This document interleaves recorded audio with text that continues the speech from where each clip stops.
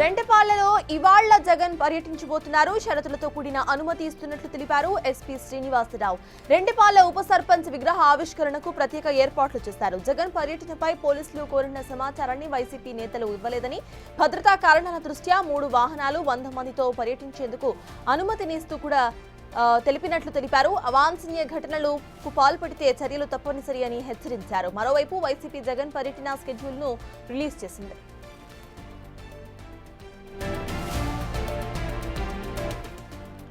జగన్ పర్యటనల వేళ రాష్ట్రంలో law and order సమస్యలు తలెత్తుతున్నాయని అన్నారు పోలీసులు. ఇటీవల గుంటూరు మిర్చి యార్డుకు వచ్చినప్పుడు భారీ ఎత్తున వచ్చిన కార్యకర్తలు పంటను తొక్కేసి నాశనం చేశారని అన్నారు. పొదిలి పర్యటనలో భాగంగా జగన్ పొగాకు రైతుల పరామర్శకు వెళితే వైసీపీ శ్రేణులు పొగాకు బేళ్లపై డాన్సులు చేశారు. తమకు అడ్డుగా వచ్చేవారు ఎవరైనా సరే తొక్కుకుంటూ వెళ్తామంటూ వైసీపీ కార్యకర్తలు ప్లకార్డులు పట్టారు. జగన్ కు నిరసన తెలిపేందుకు వచ్చిన మహిళలపై దాడులకు దిగారు. ఈ ఘటనపై ఏకంగా కేసులు కూడా నమోదయ్యాయి. ఈ క్రమంలో పోలీసులు మొదట అనుమతులు నిరాకరించారు.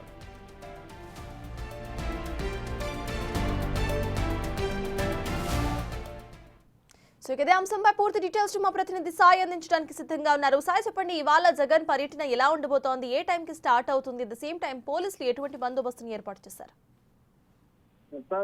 రెంటపల్ల గ్రామంలో నాగమల్లేశ్వరరావు అనేటటువంటి వైఎస్ఆర్సీపీకి సంబంధించినటువంటి కార్యకర్త ఆత్మహత్య చేసుకున్నటువంటి నేపథ్యంలో ఆయన విగ్రహానికి ఆవిష్కరణ కోసం ఈ రోజు మాజీ సీఎం జగన్మోహన్ రెడ్డి సత్తెనపల్లి నియోజకవర్గంలోని రెంటపాలకు రానున్నారు. అయితే దీనికి సంబంధించి పోలీసులు అయితే క్లియర్ గా 100 మందికి మాత్రమే పర్మిషన్ ఇస్తున్నట్లు నిన్న పల్నాడు జిల్లా ఎస్పీ కూడా చెప్పడం జరిగింది. 100 మందికి మించి మాత్రం వాహనాలు కానీ అంటే 3 వాహన శ్రేణులు మాత్రమే అనుమతిస్తామనే విధంగా కూడా క్లియర్ గా చెప్పడం జరిగింది. ఈ 100 మందికి మించి మిగిలిన వాళ్ళు ఎవరిని కూడా అనుమతించము. ఎందుకంటే భద్రతా కారణాలతో పాటు అక్కడ ఉన్నటువంటి రెంటపాల గ్రామంలో ఉన్నటువంటి పరిస్థితికి అక్కడికి వచ్చి వెళ్ళేటటువంటి పరిస్థితి ఉండదు కాబట్టి 100 మంది మాత్రమే రావాలనే విధంగా కూడా క్లియర్ గా చెప్పడం జరిగింది. అయితే దీనిపైన మాత్రం వైఎస్ఆర్సీపీ పార్టీ మాత్రం కొంత అసంతృప్తి వ్యక్తం చేస్తున్నటువంటి పరిస్థితులు ఉన్నాయి. కావాలని చెప్పే జగన్మోహన్ రెడ్డి పర్యటన అడ్డుకోవటం కోసం వాళ్ళంతా కూడా పోలీసులు ఒక ప్రభుత్వాన్ని నడుపుతున్నారు. 100 మందితో కాదు 1000 మంది వస్తాము, ఎలా అడ్డుకుంటారో అడ్డుకోమని అనే విధంగా కూడా వైఎస్ఆర్సీపీ పార్టీ శ్రేణులు అయితే సవాల్ విసురుతున్నటువంటి పరిస్థితి ఉంది. ఈ నేపథ్యంలో ఈ రోజు పొలిటికల్ హీట్ నిన్న ఉదయం నుంచే రోజుకుంటుందనే విధంగా చెప్పొచ్చు. ఇటు టీడీపీకి సంబంధించినటువంటి శ్రేణులంతా కూడా తీవ్ర ఆగ్రహాన్ని వ్యక్తం చేస్తున్నారు, శవ రాజకీయాలు చేస్తున్నారు అనే విధంగా కూడా టీడీపీ శ్రేణులు అయితే కూడా విమర్శిస్తున్నటువంటి పరిస్థితి ఉంది. ప్రస్తుతం అయితే పూర్తి స్థాయిలో రెంటపాల గ్రామంతో పాటు సత్తెనపల్లి నియోజకవర్గం అంతా కూడా పోలీసులు అయితే పూర్తి బందోబస్తును ఏర్పాటు చేయడం జరిగింది.